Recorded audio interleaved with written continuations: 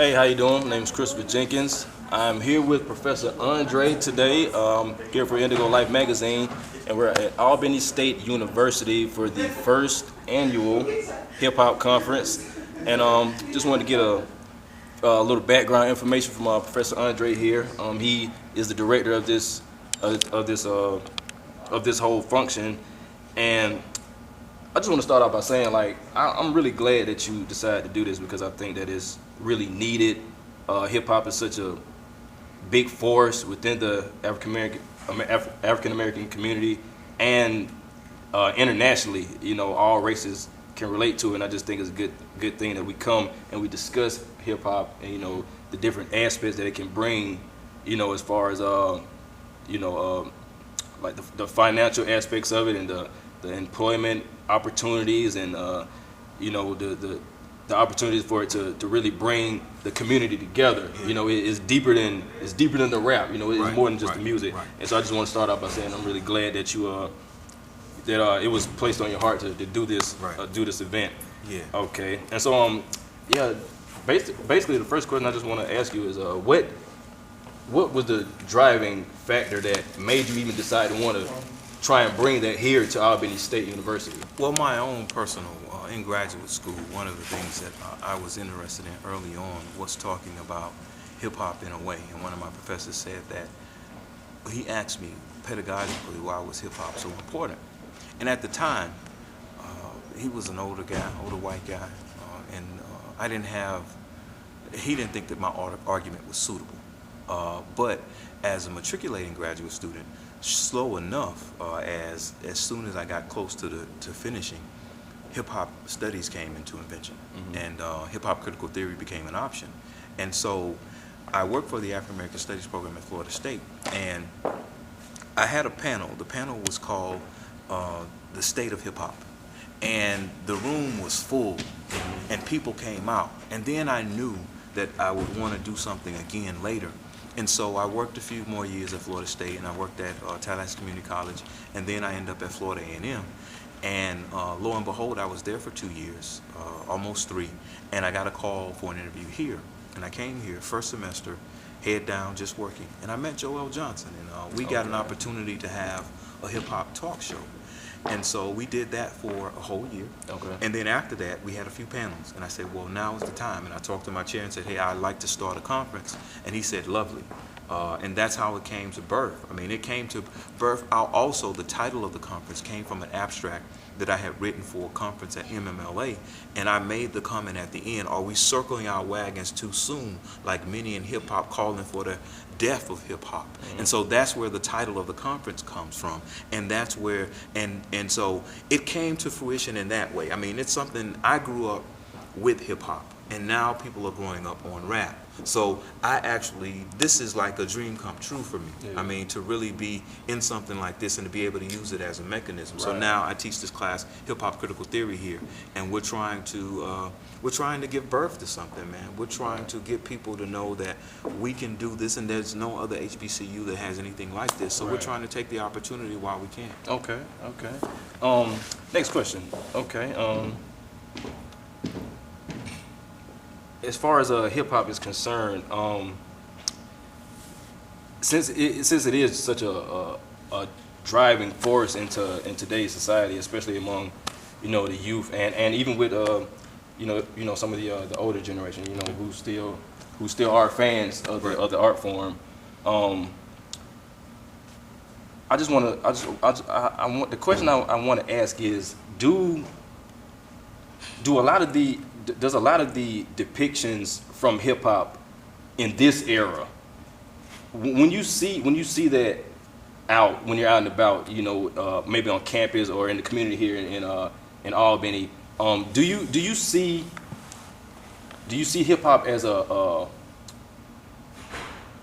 guess, do you see the good side of it? Do you see, because you know, the argument now, like you're saying, a lot of people saying that hip hop is dead. You know, like the roots of it aren't there anymore. You know how some of the older cats were like on, you know, more about the unity and the positivity of the hip hop, you know, and the building of the community. And so the question I have is like when you see, you know, a lot of the newer generation out, you know, and about, like, how does that make you feel knowing that it came from such a good place, and now it just seems like it's been kind of distorted, you know what I mean? Well, I mean, I think of it in many ways, and I know you talked with Mr. Ed Lover earlier today in a conversation that he and I had, and we were riding in the car, and we were talking about young people and where hip hop is today. Right.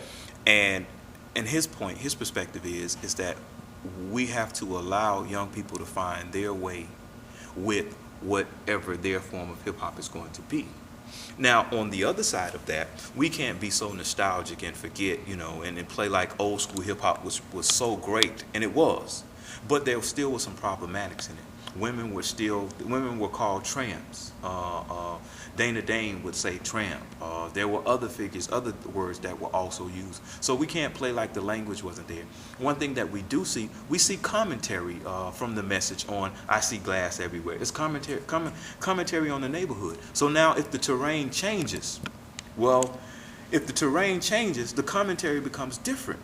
So now we live in a drug-infested world. We live in a Reaganomics, after Reaganomics effect. Right. We live in this place where post-raciality is supposed to be pushed, but there is no post-racial world. So now we expect of young people something that is not necessarily not in them, but we expect them not to be products of America. Right. So in that way, there is a difference between rap and hip-hop. And those that have commercialized off of rap, this is why everybody wants to be a rapper, because of that fantasy that Mr. Lover talked about. But at the same time, you still have people that are MCs. They're independent, they're underground. They do appreciate the culture. And I see in someone like Big Crit, I see an MC waiting to be born. In Andre 3000, hands down, MC. Yeah. He makes my top.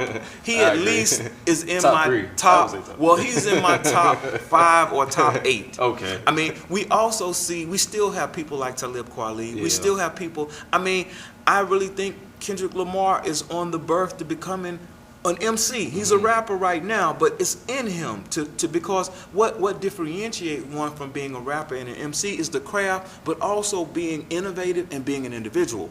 Rappers want to just make the money and be characters. So there's still I'm hopeful about it, and I know if I know anything about young people, you can never doubt young people, because young people that live on planet Earth, they live to become old people. Right. And there's always, as long as we have life, there's always an opportunity for change. Right. There's always an opportunity for growth. So we have to be cautious, because sometimes our parents or previous generations about our parents said that they would never be anything. Right. Well, the fact that they became our parents, they became something. They gave birth to you and I. So that means that each individual has the opportunity to give birth to a new idea, and somewhere out there, there's an MC being cultivated right now, a group of MCs.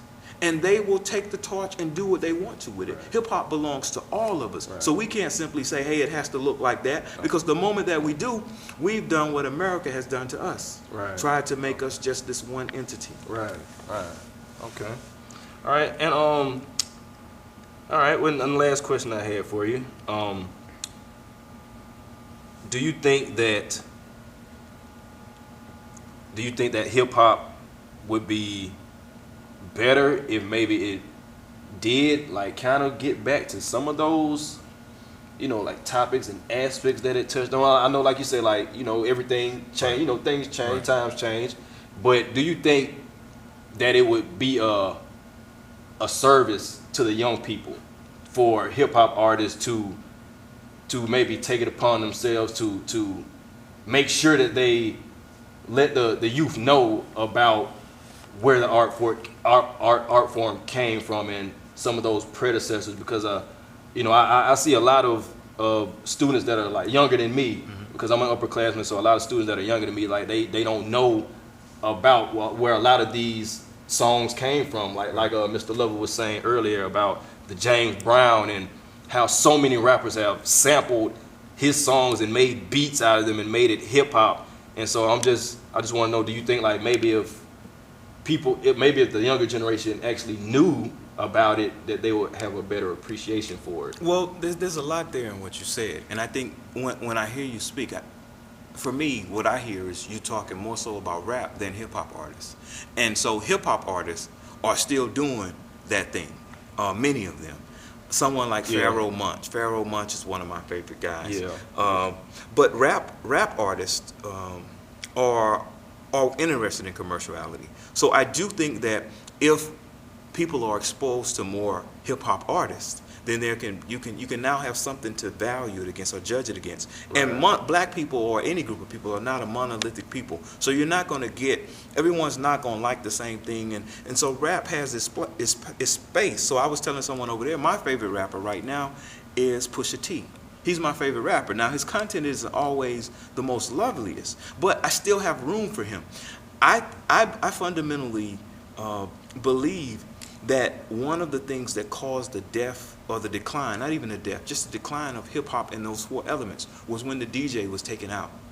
Is that if you go back to Run DMC, when Jam Master Jay leaves the group, DMC and Run, they can't kick it anymore. I agree, if we go back to Public Enemy, when Terminator X leaves the group, no more.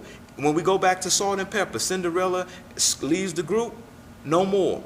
And when the DJ leaves hip-hop, the DJ being the father, the one that starts it, the DJ being the one that keeps things going, when there's no DJ to say, hey man, remember this is what we're about, it changes. When there's just now the rapper, when the rapper on stage, and the rapper wants to be the focus, now the rapper only says what people clap to. Right. And the rapper is an artist and a person that should be interested in creating pictures of life. But if now there's the illusion of the crowd, well, it's just creating pictures for the crowd, and whatever the crowd claps to, that's the next verse. That verse is a continuation of that. So one way to counter that is for people to see these are what MCs look like. Right. But also to understand that, hey, if there's no DJ and no B-boy and no B-girl, then we have to create a space for something else. I don't have a problem with hip-hop changing and moving away from something else, but it has to have some elements to say this is the core other than rappers. Because what's going to happen, as Mr. Lover spoke about and others will speak about tomorrow and the next conference or whenever, is that someone is going to see an opportunity to commercialize off of something. And one of the things that black people have continually done from the Harlem Renaissance to now is that when someone commercialized off of something, they created a new art form. So now what these young people are charged with is creating a new hip-hop. And there's nothing wrong with a new hip-hop. We just have to say, well, there's a new hip-hop in town, and rap can have its thing, but we have our thing too. Right. Okay. All right. Well, I sure thank you for your time. I appreciate it. Once again, this is Professor Andre. My name is Christopher Jenkins for indigoLife magazine. We're here at the Hip Hop Conference 2014, Albany State University. I just want to thank you one more time. I'm glad you're doing this, and I look forward to it next year. Yeah, man. Yeah. All right. Thanks, man. Thank you.